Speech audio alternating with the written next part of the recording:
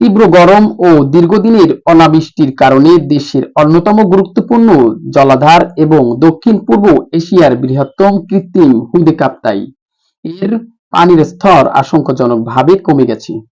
এর ফলে বিদ্যুৎ উৎপাদন থেকে শুরু করে নৌ-যোগাযোগ এবং সাধারণ মানুষের দৈনন্দিন জীবনযাত্রায় ব্যাপক প্রভাব পড়েছে।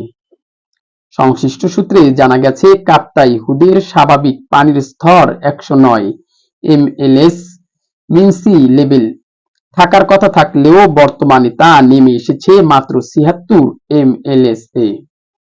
পানির এই তীব্র সংকটের কারণে ২৪২ মেগাওয়াট উৎপাদন ক্ষমতাসম্পন্ন কাপ্তাই জলবিদ্যুৎ কেন্দ্র এর ৫টি ইউনিটের মধ্যে ৩টি বন্ধ হয়ে যায়।